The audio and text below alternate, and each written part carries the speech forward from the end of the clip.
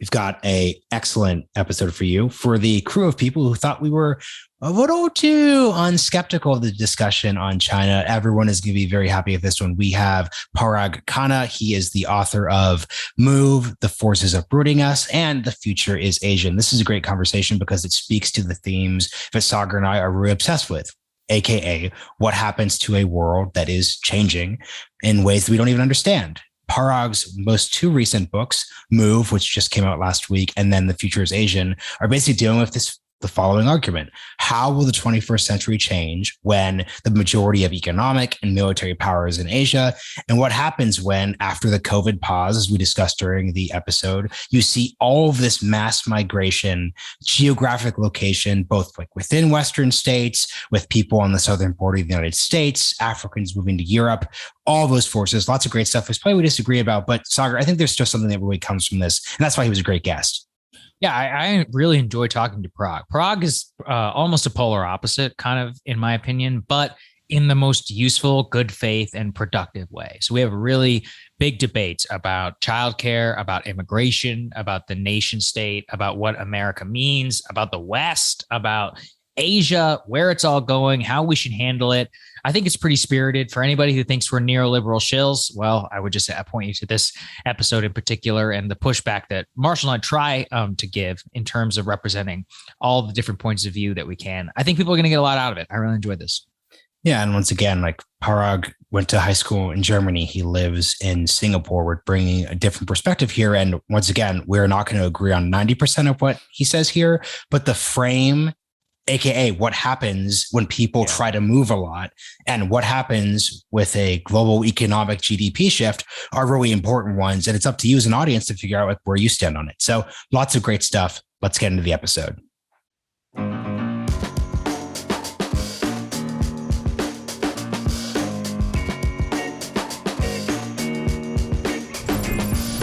Parag Khanna, welcome to the Realignment. Thank you so much. Great to be with you guys. I'm excited to talk with you because you're making an argument about mobility and migration that seems to, at least from a narrative perspective, come at the absolute worst time, in the sense that we are still in the middle of / coming out of COVID, whereas you write in the book, everyone effectively had to go home, borders shut. And then on a deeper level, and we've talked about this since the start of the show, you've had a period, especially in Western politics, where whether it's Brexit, the European Union, the US-Mexico border with Donald Trump, where you've had our politics be defined by a populist backlash against migration. So just at a narrative level, why are you making a pro-global migration argument right now? It's great place to start. So first of all, thank you guys for having me on. I love seeing the next generation seize the reins here in shaping the narrative. And you guys are definitely younger than me, or at least you look it. So this is a special pleasure. So first of all, yes, it seems paradoxical, not necessarily the worst moment, but a paradoxical moment, or I should say a seemingly paradoxical moment. I'll get into why. To be doing a book like this because the world has just experienced the most unprecedented, coordinated, simultaneous lockdown. The most coordinated act in the history of the world was this lockdown, which would seem to speak exactly against, diametrically opposed to my argument. But bear in mind, actually, I finished the book before COVID. So I've actually had time to update it and to include COVID. And the fact is that just because COVID happened, the lockdown happened, doesn't really undermine any of the fundamental drivers that shape our human geography, which is to say our distribution around the world, and to change that distribution. So again, I've just made one important nuance. You raised the question about migration. This is a book about human geography. Migration is an important topic that is a very significant subset of human geography. But human geography, as I point out, is more like climatology, whereas migration is like meteorology, right? It's the day-to-day question about, how many people cross which borders in which year. But the deep science of human geography doesn't stop evolving just because there was a pandemic and even an unprecedented lockdown, especially when you take that big step back, which you always should do when you're writing a book that's meant to have a shelf life, and talking about something that has 100,000 years of history and a long way ahead also. You look back, you step back and you say, what are the forces that compel people to shift their location? Simple as that, right? And the answers are historically climate, right? We live where we do right now at this moment because of the latitudes that are considered the optimal climate niche. And they have been that niche for the last 10 to 12,000 years, relatively stable. And that's why you are where you are. And that niche is shifting, so you will move, right? Because everything that comes with that resource shift, that niche shift, includes depletion of resources like water, groundwater supply, arable land, agriculture, rising sea levels, all of the environmental forces. And that's just one thing. Now, that hasn't been a huge driver of human migration in the last 500 years. So we don't think about it. But now let me pose the rhetorical question. Did the pandemic lockdown end climate change? Well, no, it didn't. Right. Secondly, there's political crises, of course, and it could be the expulsions, genocides, civil wars, international conflicts of the past. And those also have not stopped because, oh, wait, hold on, we've got to handle COVID, right? The Afghan refugee crisis is accelerating. The Syrian crisis continues to unfold, and on and on and on. You have the demographic imbalances, which is in the last couple of 100 years, particularly the late 20th century, is the most significant by far driver of human mobility and migration, right? Is simply the search for economic opportunity in countries where there are labor shortages and higher wages. And that explains literally most of late 20th century migration. So we ought to be relatively familiar with it. Now, correct me if I'm wrong, but there's still pernicious inequality in the world and still plenty of people who seek opportunity. And the labor shortages in advanced industrial OECD countries are only getting worse as our populations age and our fertility declines. So on and on it goes, right? So every single driver that you could identify, every cluster of variables that pushes and shapes our human geography over the last 100,000 years is in overdrive. And yes, we've had a lockdown. But you tell me, is the map of human geography actually frozen in time because of this lockdown? And the answer is, of course not. So I feel perfectly justified having done this book before, during, or after COVID, because it is ultimately just a blip. And to your second point, I don't want to drone on, sorry. No, it's great. Go ahead. On the point about the politics, most human migration isn't really, the barbarians at the gate, as some might say, very crudely, of course, of them to us, right? In the sense that Western politics is not the barometer to be using. And even if you were using the barometer, it would be a perfect example of the disconnect between our discourse and reality. Because as we know from the US Census that was just published in the last month, and the data sets are coming out as we speak, American society became more diverse, more Latino, more mixed race, all under Trump's nose.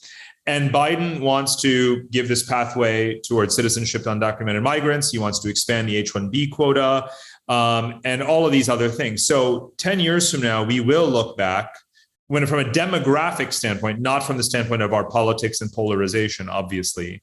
From a demographic standpoint, we'll look back and we will say, Trump who? And you can actually today say Brexit what? Because they have a trucker shortage, 100,000 person shortage of truckers right now.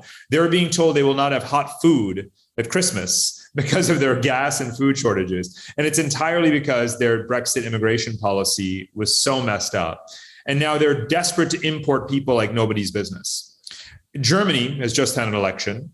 And of course, the right-wing parties that threatened to overturn the political consensus and the centrist kind of coalition that has held for a long time were wiped off the map, which is utterly unsurprising if you know anything about German politics. So where is that anti-immigration right wing today in Germany, which is a very important immigrant society today?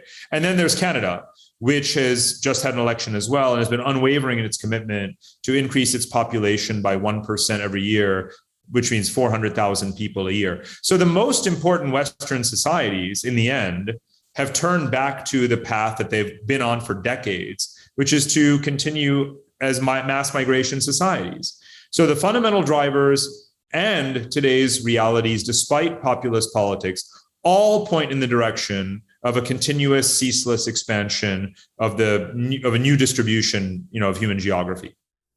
It's really interesting because you can look at it exactly two ways whenever it comes to that question. You can look at it as inevitable. And yes, it is certainly true the Biden administration came in, but you can also see that, significant disapproval. You could easily see a world where the Trump could easily be reelected in 2024, or some sort of Trumpist-like candidate who, if anything, would be more competent in putting a restriction immigration policy in. Brexit is a similar one. So I'm not quite sure. I do know that the shortages are coming with the trucks, that it is causing some political consternation in Britain. And yet there does not yet, at least from what I can tell, be like a big driver of political backlash to the original idea itself. It's more that people think the entire implementation is a mess. So when we're looking at the sweeping declaration that these Western societies are going to be more open, could it not actually be the converse, that the increased mobility, migration, especially as you talk about in the book, movement from the global south to the north, that could actually fuel and create societies which, if anything, become more hardened over time, kind of your classic sci-fi Elysium at the most, extreme end of the spectrum, Children of Men, those types of things? So, two things. First of all, it's a book of scenarios, right? So I don't make a prediction that you will have a frictionless path towards the continuous circulation of billions of people around the world into stable habitats, and it will all be peaceful and sustainable. That's one of 4 scenarios in the book. It's the one that is easy to fixate on because it's the least realistic but also normatively the most bold. And obviously, I do wear it on my sleeve that I would like to see that happen for the sake of the sustenance of mankind, and the kind of the survivability of our human species kind of rests in some ways on us actually doing that. So when I put it in those terms, it's not really about, well, your opinion is naive and my opinion is, conservative and grave and status quo, and therefore we just can't get along. I'm talking about something that's a bit more fundamental, and you and I can both agree that when you're talking about the context of a world population plateau and decline that is going to happen anyway, which could be seen as a good thing for the environment, mentalities can shift at 2 levels. The macro level mentality shift is, wait a minute, we don't really need to fear global overpopulation. Nothing of the sort is happening. People predicted just 20 years ago that the world population would reach 15 billion people, and it's not going to be anywhere near that. And again, this is a point I pick apart in the book. I doubt we'll reach 9 billion people, right? So when you talk to a Brexiteer or a neo-Nazi, whatever the case may be, say, just hold on a minute. The world population is literally not going to reach 9 billion people. There isn't going to be an endless stream of deprived, malnourished people overwhelming your society. We're actually dealing with a global population decline. And now we actually have some kind of collective duty, again, to maintain the human species by way of doing some degree of, resettlement so that we can control our decline. And suddenly there's something bigger than just you and me and our local, national, kind of politics. And then the second thing is, you're in a way, when you say that in 2024, you could have Trump again or someone like him, or, Boris Johnson doesn't seem to be threatened. Well, that's kind of like the man makes the moment argument rather than moment makes the man. Because the fact is that as Western societies realize that they have reached a demographic plateau and are actually in decline, if not for more migration, when they see the labor shortages resulting in the supply chain, disruptions and this lack of fundamental services being provided, the trash doesn't get picked up in Italy, the trucks don't deliver food in England, and in America, our mothers and fathers have died alone in nursing homes during COVID because we didn't have enough nurses. And so it was during COVID and during the Trump administration that U.S. embassies and consulates all over the world were open despite the lockdown orders. And their number one job was to recruit anyone with any kind of nursing background or any relevant skill set to the healthcare industry to buy them one-way tickets to fly to America to take care of us while we were dying. So even under the Trump administration, you did have that. Secondly, you had Mick Mulvaney, whom I quote in the book during his time as either chief of staff or head of the OMB, where he said, "We are desperate, desperate, desperate." You remember this quote from the Washington Post. "We are desperate, desperate, desperate for more people. Our economy will shrink by $1 trillion by the year 2030 if we don't go back to the path of significant migration." So, I'm not sort of, if a Democrat or Republican comes into office in 2024, be that as it may, I'm going to put my money I'm going to wager that it'll be a similar dynamic in the end to what happened under Trump, which is you continue to have significant inward migration into the United States because you actually need it from a demographic and economic point of view. So supply and demand is, a truly overwhelming force at some level. And, politics, knee-jerk, populism is nothing but a blip in comparison to the power of supply and demand. What's really interesting? You kind of said two different things there. So when you were talking about the COVID era, home health aid, nursing home worker one, put aside the point you're making about Brexiteers and neo-Nazis, because I do think we could posit that there are plenty of, let's say, even moderate conservative people who are opposed to the type of immigration policies you're describing. It doesn't have to solely be framed in racial terms. But I really struggle to see people objecting to the specific case you just made around embassies, which is why the Trump administration pursued that policy.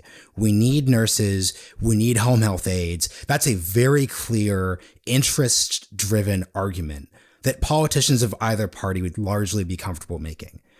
But earlier in what you were saying, you said the following. You referred to a global responsibility to resettle migrants, displaced persons, refugees, etc. And those are two entirely different cases. And I think what Sagar and I will agree on is that the economic case you made around declining populations and workers is entirely separate from the migration-based one. So I think most Americans would see a difference between the Haitian migrant crisis on the border and, once again, people walking into legal embassies during COVID. So and I think that the political factors are going to be driven by the Haitian style example and not the example with the embassies. So let's put these two cases aside for a second. Hold on. Just I would like you to sort of explain the differences between these two situations and how you think they play out at a political but also socioeconomic level. They are night and day, other than that they involve people crossing a border and, seeking legal domicile inside the United States or any other country for that matter. And so I want to play along with you in this because I think you're absolutely right to make sure that we keep these things separate. And on both, though, a lot of reform is needed. When it comes to the legal skilled migration, if you look at the alphabet soup, right, of immigration in the United States, as you well know, it's enough to, just does your head in and it deters people because the talented people will just follow a points-based system like Canada's, go online and say, I'd rather just be a nurse in Canada, right? Or I'd rather do my IT, studies or work for a tech company in Canada at this point, because it's more transparent and my pathway to citizenship begins, the day my plane lands. So we do have to be careful that there is actually competition for skilled migrants, and we are still destination number one, but it used to be much more of a clear cut, sort of dominance of the field in basically every sector. And it just isn't anymore. And the numbers bear that out very clearly in terms of where talented students and professionals in various, categories are going. So it's worthy of a broader discussion, but in general, again, the US is actually going in the right direction if you look at what Biden wants to do with H-1Bs and all of this kind of stuff. So let's talk about then this sort of unskilled migrants, refugees, asylum seekers, and so on. Now, let's bear in mind that here too, the U.S. has been very generous, if only by necessity. If you look at the natural disasters that have afflicted the Caribbean islands, if you look at everything from the earthquake in Haiti over a decade ago to the current disaster that's unfolded there, and then the hurricanes in, I think it was the Bahamas, Puerto Rico, hundreds of thousands of people from those countries and those islands and territories have flooded into the United States, starting their journey in Florida usually, and then making their way around over the last few years, right? It's already happened. It's not like they were kept away. And, it's worth a brief comparison to Europe, where, as you well know, the Greeks and Italians take machine guns and shoot at the rafts of African and Arab migrants coming across the Mediterranean, right? So whatever imagery we see on the Rio Grande is not as horrific. I mean, I'd rather that we not have to compare how horrific both these scenes are, but ours is ever so slightly more humane than what you see happening in Europe right now, which is not to say I'm patting us on the back. I appreciate the dilemma that Washington is in terms of wanting to encourage only legal migration and therefore flying Kamala Harris down to Guatemala to say, look, you have to apply here, and we're not just going to let you in. We need to have an orderly process. And remember that if we were to get that orderly process right, the problem is that we're building the plane while flying it, because there are these refugee crises right now unfolding, right? If there were a moment of pause or calm, then maybe we could finish that plane and have it be a plane that's fit for purpose. But we're building it while flying it, which is why it's a bit of a mess. And so we're stopping all of these people from coming in from Mexico. And a migrant crisis or the non-migrant crisis for us, because we're not letting these people in, is still a migrant crisis for someone, by the way, and it's a country called Mexico, right? And now there's 3 to 4 million people in Mexico that they can't handle, and they certainly don't have our capacity to handle. And the instability that may unfold in Mexico as a result of this is obviously going to have consequences for us, because Mexico is now, we trade more with Mexico than we do with China. We trade more with Canada than we do with China. So what happens there matters, and we have to view these things in a holistic way, not just about a question of, okay, who's more humanitarian and generous, me or you, right? This actually has consequences for political stability, for trade relations, and a whole bunch of other things. But can we, in terms of our territory, can we absorb millions more people? Of course we can. That's hardly the difficulty, right? Logistics is not exactly the problem here. It's about the politics. And I don't think we're going to resolve the politics unless we have that broader conversation about cost benefit analysis and an honest conversation about what labor we do need, even unskilled labor, by the way. And I don't think that should be off the table as something that is, presumed to be negative, right? Because actually, a lot of research shows that it's also contributes vitally to the economy. I use the example in the book of babysitters and cleaning ladies and maids and so forth, and tie that to the motherhood penalty during COVID, and looking at all the women who have dropped out of the workforce because they don't have any help at home for cooking, for cleaning, for childcare, which is unskilled work that women from Latin America or anywhere else can do. And I give the comparison to other countries that have a high degree of unskilled immigration in that exactly those sectors. And those women don't have to make professional sacrifices. So you can't at the same time believe that women have an equal place in society and then force them to be the ones who are at home with the children during a COVID lockdown and sacrifice their careers. Because the fact is there's a one-word solution to that dilemma, and it's called migration. Right. But then the other side of the coin is you could just have a redistributive welfare state to make it so that they don't have to they can either make the choice if they want to, or they can be paid simply in order to take time off. I'm not saying this is just women, there's men too. I mean, anybody who wants to do it. But we're doing neither. I agree. I think it's a travesty. And, you could look at Sweden and you could look at France. Yeah. You could say, okay, they have incredibly generous welfare states, so women get very long maternity leave, and then they have a kindergarten on every street corner. So, kids are taken care of, but we're not heading towards that system, right? We are America. We're a very, very different political economy and structure of our economy and so we're not going to be going. So what are we going to do, right? Because you need to tell me about all the women who've just quit their jobs in the last 2 years. I want you to solve that problem for them. Because if you really care, I'm putting you on the spot, sort of hypothetically, if you really care about women's rights and equality, you're for mass migration of nurses, caregivers, cleaning ladies, and cooks right now, like yesterday. Because I am, and I'm willing to say right now I am. What if I'm for the child tax credit? You can be for that, but Yeah. it hasn't passed, right? You Well, can no, say, which is more likely to pass an increase.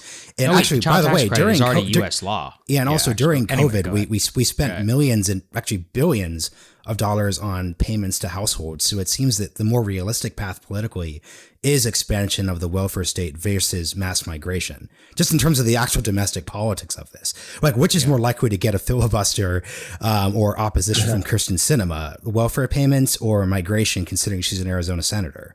Well, it depends if you think about how you categorize it, because you could actually do what other countries do, like Germany, where every person who's coming in, they say, look, what's your skill? Are you educated? What did you used to do? And even if you're an unskilled person, there's still a job for you. So if we had an organized system, even with the people waiting right now at the border, say, okay, you're a farmer, you're needed in that state. Here's your document. Here's your pass. Play by the rules. Stay in your lane. That kind of thing. It could be more tolerable. So there are ways to make, again, you don't want to hold all else equal, and you don't want to simply have a linear continuation of the confused and agreeably chaotic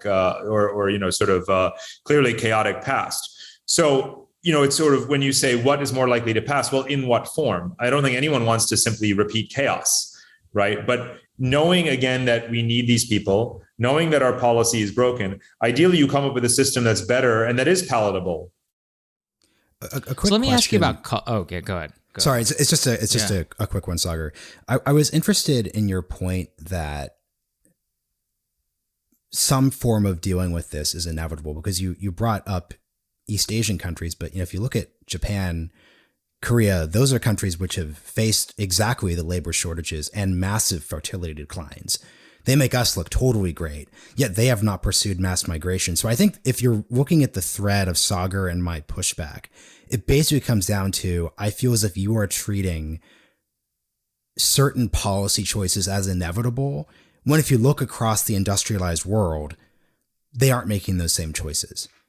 No, but that's not true, because in fact they are. I cited for you earlier Canada, Germany, Great Britain. Again, it's easier today to migrate. Japan, Korea. Sorry, I brought up East Asia specifically because they have the combination of massive worker shortages, massive fertility declines, and they also are notoriously anti-migrant. Right. Even compared to Italy. There's a very, very, very easy sort of rejoinder to that question, which is, do you want to be like Japan? I mean, our last 10 years of economic strategy is always saying, we don't want to become like Japan. Japan is the poster child for what you don't want to be. So why would you want to cite them as a role model? So here's the interesting thing. So I think that's sort of, an important rhetorical point there. So what that Japan has been like this? That's precisely why the path you don't want to go down. But now by Japanese standards, I have a whole chapter on Japan in the book, they have, opened up like never before. There are physically today 3 million non-Japanese people living in Japan. Obviously, that's not happened in 7,000 years of Japanese history. So it's pretty remarkable. And those people are, and I kind of actually I have this sort of passage in the book where I kind of give the journey of a Filipino migrant to Japan. You start out being recruited for elderly care, but then your employer obviously eventually passes away. But you're still in the country because then there's a shortage of nurses at the hospital. So you go work at the hospital. But then an expat family has come in because the Japanese government has liberalized the purchase of properties to foreigners. So you get permanent residency when you buy a home. And those families, that American family that's come in has kids. So now you become a nanny for their kids. So you've spent like 15 years in Japan as a Filipino. You're effectively a permanent resident. And they are actually creating these tiers and categories for precisely these people. There was a story in the Nikkei just a few months ago. They're opening the first Muslim cemetery in Japan. Like, what? Right? And it's because they're Bangladeshi workers, construction workers that have been there so long that they're not really ever going back to Bangladesh. Like, their home is Japan, and the government has realized that. So I've looked specifically line by line at the immigration policy of Japan, and believe it or not, by Japanese standards, it's a radical opening. But again, still, it's not nearly enough. It's way too late. So you don't want to be like Japan because they've had this last decade. And you don't want to be Japan because to the extent to which they're doing this at all, it's way, way, way too late. I'm curious where culture comes into this. I mean, you gave Germany as an example. I mean, in Germany, yeah, you can be an immigrant, but like ask the Turks there, like they don't think they're German, and Germans don't think they're German either. If you look at Australia, pardon? No, I mean, let's say we can take multiple examples. These are all very good examples. And look, there are, again, there is no sugarcoating that there's sort of culture wars going on, in Australia. Absolutely. And it's become geopolitical, as if there wasn't enough of the jealousy and concern about, I don't want to say cultural dilution, because it's ridiculous to posit cultural dilution in Australia on the basis of a not so large, Chinese population. But, rising home prices because they're rich foreign investors coming in and all that kind of stuff. There's tension, right, overall. But if you look at, this is a perfect case study, though, the demographic change of Asians overall, especially in the next generation, is so significant that it's already way past the point of no return. It's like America since the 1970s, 80s, 90s, right? Even under the most, again, racist, nationalist, whatever you want to call him, president, you didn't really make a dent in the continuous path towards diversity. And Australia is way down that path. Canada is way down that path. Canada is more, becoming more brown than white, or will be in like 10 or 15 years. So it's like, okay, so, it reaches the point where you may continue to have this backlash and these movements that are cultural, nativist, and that have some legitimate and some illegitimate concerns. You may have them forever. And they may they form their own party, their own political party that will have a continuous voice, as has been the case in Germany, right? With the NPD party in the 90s, the AfD party today. But just ask yourself which parties won, which force won, which outcome prevailed in a mathematical sense. And the answer is ultimately more diversity, more migration, more attempts at assimilation. And that's where Germany comes in, because I think that the way you described it is now a kind of 1990s view. Because I went to high school in Germany. It's to me, it's my home, or my second home, if you will, especially Berlin. I've been going to Germany for 30 years since the wall came down, and lived there multiple times. And when I was literally a high school kid in Germany, outside of Hamburg, I was definitely the only person of a certain complexion, right, for in a quite significant radius. And if you had told the, what's his name, Jürgen Rutgers or something, he's a German politician who coined the phrase Kinder statt Inder, like, have more children, don't import Indians, right? If you said to him in the year 1993, 1994, it's like, hey, I got some news for you. In 30 years, your country is going to have 1 million Africans, about 6 million Turks, about 2 million Arabs, and X number of people from the former Soviet Union, all of these people from the Balkans, 500,000 Chinese people, and about 80,000 Indians. He would laugh in your face, right? He'd say, what kind of dystopian novel, have you just scripted for me, for my country? Well, welcome to Germany in the year 2021. Right? The same country that just threw the AfD party out on its ear, right? Zero presence in federal politics to speak of, right? That's Germany. And they have a very sophisticated discourse about identity today, right? It's called Die Neuen Deutschen, the new Germans. And this discourse does not posit that you must become like us. There is a fixed German identity, and I'll tell you what it is. And you are measured in your Germanness by to what extent you hew to that. That's not the way. It's really about what is it going to mean to be a German? What are going to be our standards and norms and mores in the year 2025, 2030? And what is everyone's contribution to it? And that civic identity rather than ethnic identity is becoming the mainstream approach to the issue in Germany. So I want to hold them up, and Canada, as examples of very, large, extremely important Western societies that are immigrant societies that, especially in the case of Germany, do not have a history of thinking like that. It's a lot easier for us and for Canada to think in this way, a lot harder for Germany. So give them some credit. And it clearly shows that even in one of the most difficult political environments, and again, historically, in terms of historical ethnography and politics environments, it can absolutely be done. And they're doing it right now. It's interesting. I'm basically this podcast's house neoliberal. So when I say that I am in favor of immigration, and when I say that I like diversity, when I say that I'm confident in our ability to come together as a country 30, 40 years from now as demographics continue to change, I really believe that. But at the same time, where I get off board with you, and I think a lot of people who, once again, are not racist, operational or otherwise, is they probably blanch, and I blanch at the implication that the 4 to 5 million people who are in Mexico right now should essentially be let in because they made it to the border. And hypothetically, we could have this hyper technocratic process where we say, you're a farmer, you're a home health aide, you're an electrician, you're an architect. We need people in Detroit. We need someone in Toledo. We need someone in Pittsburgh. I'm just not confident that process exists. And as someone who's from a state, the state of Oregon, where we have a population of around 4 to 5 million people, I am just skeptical of the idea that one is it's fair to catalog someone who hears that 4 to 5 million number. I'm just like, whoa, I don't think that's racist to oppose that. I don't think it's racist to say, hey, I actually straight up do not trust the US government to adjudicate the fair. It's a perfect example. And then I'll let you go on this, because once again, I appreciate your ability to take pushback. I really mean that, because oftentimes people don't. But, look at the discourse on globalization the past 30 years. I'm pro-globalization. To a certain degree, these things are inevitable with the rise of the internet and communications.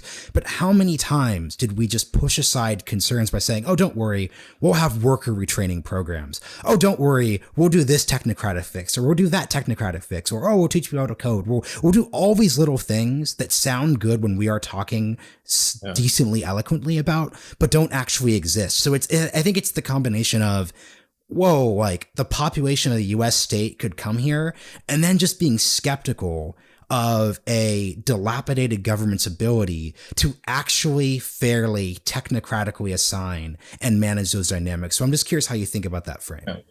Look, we could obviously spend hours outdoing each other in bashing the incompetence of the U.S. government to administer or adjudicate anything. So I'm not going to second guess anything you said, and not even facetiously on the cultural side. I do hear you on that too. Remember that the reason that the AfD party in Germany did get wiped out is precisely because Merkel shut down the immigration in 2016, right? So that's very important. She wouldn't have gotten reelected if she hadn't cut the migration from 1 million something down to 30,000 something, right? So that's what happened. So in democratic politics, you have to make those compromises. So I'm not saying that 4 million people should be let in overnight. I did not say that, right? I'm saying that those people are there, and Mexico can't handle it. We do need to do something. We do need to feel not only morally obligated to do something, not for all of them and not for all of them at once, and maybe sharing the burden with Canada, maybe sending a lot of them back. And that also constitutes doing something, right? To think of what the solution is. And the solution, to the extent it does require technocratic thinking and planning, maybe call that my cardinal sin, but I'm a big believer in technocracy. I wrote a book with the word in its title. And I happen to think that just because the mere fact that you rightly point out that this seems just implausibly out of reach, given today's institutional arrangements, is the saddest statement and condemnation of all. And sadly, I can't disagree with it. But that doesn't mean that it's not possible, because it's precisely what Canada does, and they're not very far away. So it's not like it's another planet. Canada does that, and Germany does that, and to some degree, Britain also actually does it. And there is, sort of free market approach to these things, like we are. You kind of show up, and once you're there, well, you find your own way. And they generally tend to be like that, by the way, for reasons that are quite similar to us, which is that because there is already such an incredible amount of diversity in the country, the ethnic groups tend to absorb their own as they come in, and they don't even need to necessarily have a state-based government filtered approach. In America, it would be relatively similar, of course, because obviously there's no nationality not represented in the US. So again, I'm still not making the case. It's a scenario, right? I'm not making the case that 4 million people come in tomorrow, right? I'm absolutely not making the case. I'm saying, let's make a list of things that we should do. And some of them are technocratic, some of them, but that doesn't mean it's not in our interest.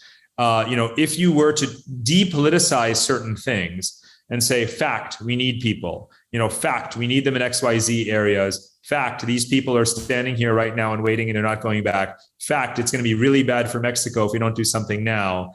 You might get a little bit of room for maneuver to do some sensible things and wave that wand. That's what I would do, right? But and maybe you would do it too because you agree in the overall with the goals. I don't take seriously arguments of cultural dilution, right? Which is not one you're making, but because I make a case in the book that you cannot treat or should not treat identity as some immutable concept that's ridiculous, right? It's the identity that doesn't evolve is doomed. So I think that it's part of our story to come up with a solution and be the leader in coming up with a solution to this. Last big question before Sagar pivots us to Asia. Points for anyone who noticed the Obama 2012 policy reference. In terms of your broader work on Asia and its rise defining the 21st century, what does it mean to be a citizen in the 21st century you're describing? Because the part that's also interesting here is another part of me, and like we saw in a large portion of the audience that really blanches, is this idea that we should think of citizens as essentially economic widgets that we're shifting around.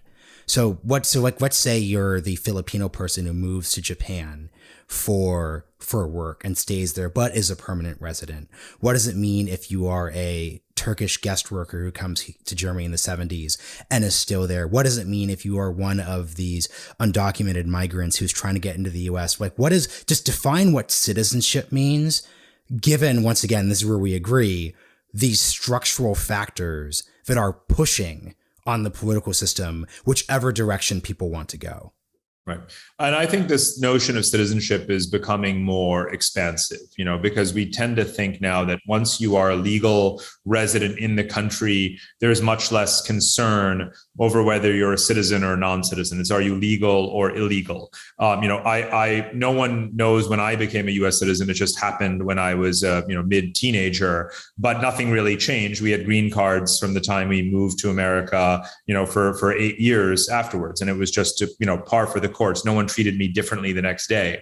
And in many countries today, what's happening, and this is again where Canada is interesting, they're creating very clear tiers, that are again very transparent, and it's a ladder that you can earn your way up, which is to say, okay, I came in as a category whatever worker in this profession, and I was given 5 years, and if I have a good track record and don't break any laws, I move up to the next level. And in that next level, I'm allowed certain privileges. I get to own my own business. I don't have to be an employee anymore. At the next level, I'll actually get to start to vote in local elections, but not federal elections, which is happening all over Europe, by the way.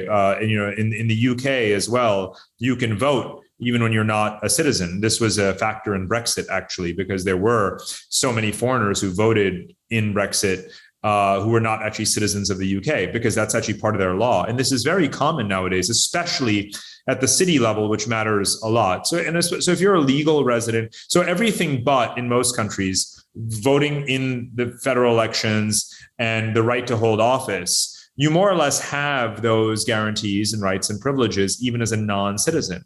So having more transparent tiers is an extraordinarily important way to get around the very kind of, dramatic binary, sort of notion of your question, which is, are you a citizen or you're not a citizen? It's like, what? I have this status, and it's like, oh, cool, right? Because it's legal, which is something that you're rightly emphasizing. And in a state with a rule of law, one should rightly emphasize, right? Are you legally here? Did you earn your way here? Are you, have you broken any laws? Are you a resident in good standing? This kind of thing. And again, how is that impossible? I can name you 12 countries that are our peers, peer group nations, that have implemented those policies years ago or in the process of doing so now. Surely we can do that. And that would also go a long way towards depoliticizing the situation. Yeah, I mean, I want to make sure that we can talk a little bit about Asia, something that we've been really fascinated. We've been talking a lot about here, and actually has been coming to dominate American politics of late, which is just regardless how you feel about China. The Obama, administration's entire policy was a quote unquote pivot to Asia, get out of these Middle Eastern wars, focus on the Asia Pacific where the rising economies, China, all of that is happening. Actually, something I completely agree with in principle, if not necessarily execution. You wrote a book, The Future is Asian. Do you see that thesis embedded within what you're talking about here? Where do you think Asian dynamism and the U.S. context, all of that comes together in the year 2021? Well, I mean, the future is Asian, irrespective of whether or not a U.S. administration gets Asia policy right or not, right? In the sense that it's the seat of demographic and economic gravity. It's kind of where the future is being built in terms of infrastructure spending and a lot of technological innovation and on and on and on. The trade intensity within Asia exceeds Asia's trade with the rest of the world. So Asia is building its own system, as I call it. A system does not mean a peaceful system, by the way. In international relations theory, there's no connection between the word system and the notion of peace. A system is defined by the intensity of relations between its units, and that can often mean war. Europe has been a warlike system, a violent system for thousands of years up until the last 75 years, for example, despite its relative cultural homogeneity. So Asia can be violent. It can have the next 5 world wars could be in Asia, and it'll still be an intense system that's defining, sort of what the kind of the global scene and having its imprint on the global scene. It doesn't mean that we're in absolute decline, only relative decline, which is perfectly natural given where the United States was in 1945. But I'm saying all of this because to be relevant in the world means to be relevant in Asia. If you're not relevant in Asia, you're not actually global. You're not a global power if you're not relevant in Asia, because Asia is where most of the humankind actually is.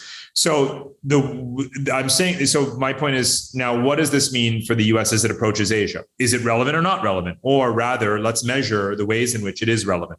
Militarily, check. Extraordinarily relevant, right? Playing a central role in working with Japan, well, of course, on its own, irrespective of whether or not free riding allies have gotten on board or not. But now with Japan, with India, with Australia, with the UK, and of course with Korea and the Philippines and others, working to strengthen other Asian powers so there can be a collective security, collective defense set of mechanisms. I use the word allies, and I should not use that word because the word alliance does not really have a strong meaning in Asia compared to Western history.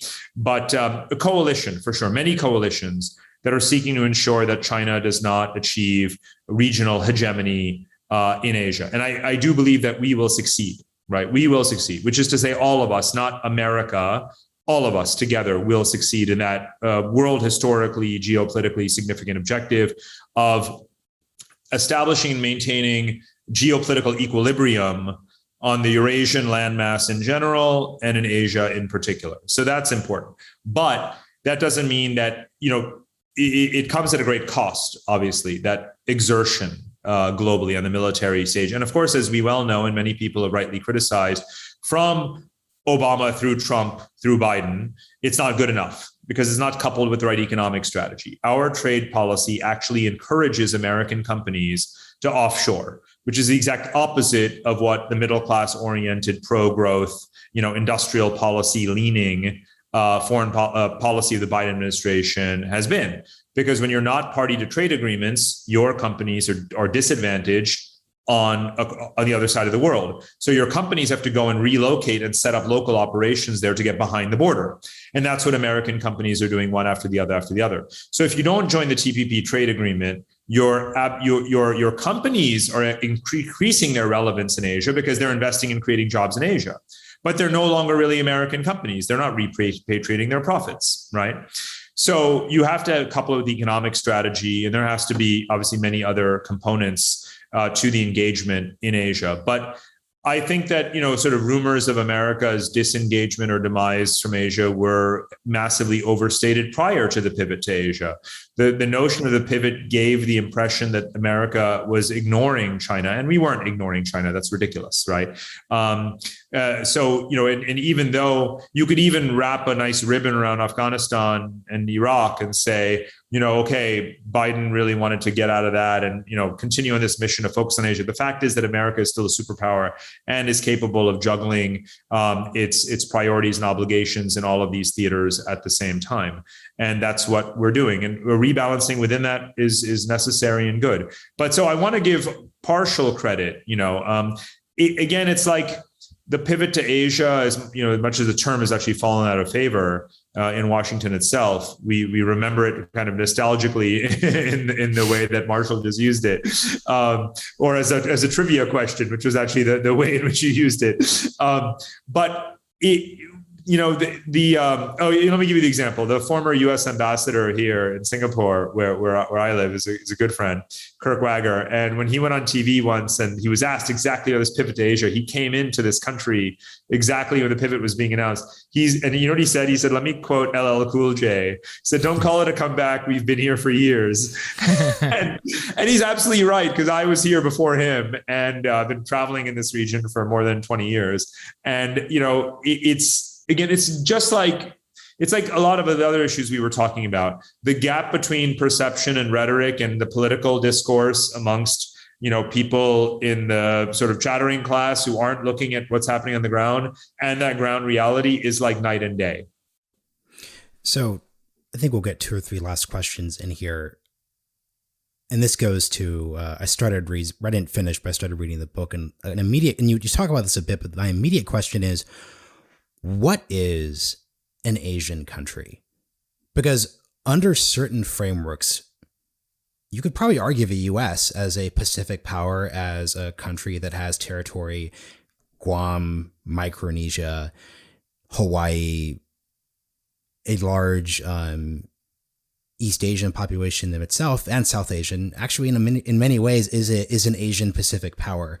So you also have, but don't confuse Asian and Pacific, right? I mean, just because we have this hyphenated term for Asian and Pacific Islanders or whatever it is in the category that I fall into in America, I'm very clear about this, given my obsession with geography, as you can see on the wall behind me, that we are a Pacific power, but not an Asian power. And those are obviously two different things. What's the difference? So an Asian power is not only obviously either a continental, Asian state located on the landmass, the eastern 2/3 of Eurasia, or of course an immediate, sort of geological proximity to it, like a Japan or Indonesia, but obviously also historically and culturally has been a participant in this Asian system throughout history and previous instances of it, whether it's demographic or whether it's geopolitical, maritime, commercial, and so on. And so it's not a wishy-washy question, what is an Asian state? And I begin the book with a very important geography lesson, which is that actually no 2 geographers on Earth dispute what the notion of Asian is. So I find it really entertaining when people say, well, what is Asian? Or that's not Asian, or, Iran, that's not Asia, right? Asia is only Greater China. It's like everyone gets to have their own definition of Asia. It's like, no, you don't actually, because it's a geographical term. So only a geographer gets to define Asia. It's not a matter of opinion. It never was, and it never will be, or shouldn't be. And Asia stretches from the Mediterranean. So Israel is an Asian country. The Mediterranean Sea marks the border for Asia. The Greek historian Herodotus to him it is attributed to have coined the word Asia to refer to the Persian civilization that was across the sea. The Gulf countries, Turkey, those are all Asia. Most of Russia is Asia, right? So there's a very clear geographical delineation of what is Asia. And part of my argument was that again, the systemness of those countries. So what? They share a geography. It's like lots of 53 African countries share a geography. Therefore they are all African, but to what extent is Africa a system? And the answer is Africa is barely a system at all, right? It doesn't hang together other than geologically. But if you look at Asia, the systemness is incredibly intense. right? It's approaching European levels of trade intensity. They have their own diplomatic institutions, Asian Infrastructure Investment Bank, and all of this stuff. The Asians travel within Asia triple the rate that they travel outside of Asia. Foreign investment, technology, you name it, student flows, Netflix, Korean drama consumption, you pick the metric, Asia is becoming more Asian. So it's a measurable proposition in day-to-day life, as well as a geographical fact. My last question here is, what will be the U.S. role in that system? Because to your earlier point about the 20th century and Europe, part of the reason why for the first time in 1,000 years, the Western European landmass is peaceful is because the U.S. very concertedly placed itself in the middle of that. The NATO alliance, nuclear weapons, et cetera, hobbling Germany, putting away Prussia for once after the 1945 period. That was this very direct role that we play in stability. And the U.S. faces a lot of questions around like, hey, how far does Europe go? Like, what's our involvement in Ukraine? How far does NATO expand, et cetera, et cetera, et cetera. When it comes to Asia and the different types of potential conflicts that you're referencing, what role will the U.S. play as an outside the system actor, right? In the sense that it's not an Asian power, as you just delineated, but we have troops in South Korea. We have troops in Japan. Obviously, we just started, there are reports that we've just started placing special forces trainers in Taiwan. So we actually have a very deep entanglement there. What role will we play there? And is the U.S. a stabilizing or destabilizing power in this Asian century as you're talking about this system, which is a great framework? There's a lot of scenarios as to where this could go. So when you ask the question, what role will the U.S. play? I mean, that I cannot answer. What role could it play, and how might it play out? Because, for every action, there's a reaction, in Asia itself. But overall, there's no question that given that China has kind of, come unhinged in terms of its nationalism and aggression and so forth, there's no doubt that, there's the fact is, I don't think China will ever regain the trust of any of its neighbors, and that which is not to be mistaken for those countries still moving ahead and signing, huge agreements like the RCEP trade agreement with Asia. They'll do that because it's their neighbor and it's the largest economy in the region, and it benefits them in terms of boosting exports into that country. So, but don't mistake the gravity of China with trust, for China, because I don't think any such trust exists. I don't think it ever will exist. I think that Western countries have been far more duped by China than any Asian country, because Asians actually live near China and have a long history with China, know very well what China's ambitions are, and have absolutely never had any doubt as to where the virus came from, while this was still being debated somehow in op-ed pages around the world, like, did it really come from China? You'll never find an Asian who didn't know with full confidence where the virus came from, right? Because they kind of know China. So do take their word for it. And so if they're telling us that they're very concerned about China, that's an open invitation for America to stay in the region. And Europe, is making ever more, sort of verbal and actually making good on certain promises of strengthening its commitment militarily, commercially, investment, trade agreements with Asian countries. So I think there will be a strong Western presence overall. The military component of that will be dominated by the United States. Here's the crucial thing in answering your question. There are about 8 or 9 major conflict scenarios in Asia, right? That many. All of the significant conflict flashpoints on Earth are in Asia. The rest are not significant. Russia and Ukraine is not going to become World War III. It's just not, right? But India and Pakistan, India and China, China and Japan, South China Sea, North Korea, Taiwan, any one of those, could become World War III. So the US is going to have some either direct or adjacent role in any one of those scenarios, right? It's almost impossible to imagine otherwise.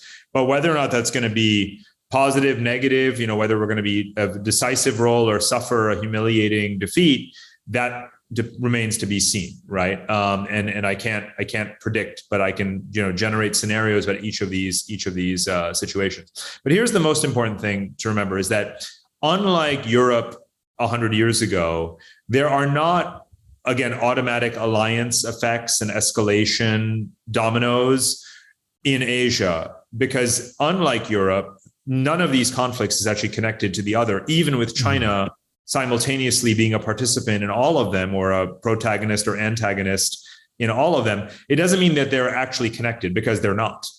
Each of them, I did a long essay about this for the National Interest, and I called it the technocratic piece. So there we go, into technocracy. Yeah. I was saying, look, every one of these conflicts has a completely distinct origin. Many of them are pre-colonial, and they date back literally to unsettled, disputes that modern international law can't adjudicate, because the parties don't recognize the lines as they were set in 1945, because these are pre-colonial disputes, right? So you have to treat them all one by one, and the parties involved treat them one by one. So if you had a war in the South China Sea, it doesn't mean that suddenly that winds up leading to a war between China and Japan, or that India and Pakistan blow up and that kind of thing. So treat these one by one in an isolated way. And that obviously serves our interest. You do not want these conflicts being connected. You do not want our military having to handle 6 contingencies in Asia at the same time. If war were to break out, God forbid, whether it's Taiwan or South China Sea, you want that to be as absolutely geographically ring-fenced and contained and isolated as possible, no matter who wins or loses, right? And the good news is that's the way the Asians look at it too. Because when 2 parties in Asia fight, the third and fourth countries tend to say, well, let's just see how it shakes out. We'll be friends with both when the dust settles anyway. Well, that's actually a good note. Yeah. That's the Asian way. That's the Asian way. I like it. Parag, we've been very generous with your time. We really appreciate you joining us. This has been a fascinating discussion. We're going to have a link down in the description for people to buy both the books that we mentioned. Anywhere else you want to direct people to? Nope, that's fine for now. Great. All right. Thanks. We really appreciate you stopping by. Thank you guys. It was great fun.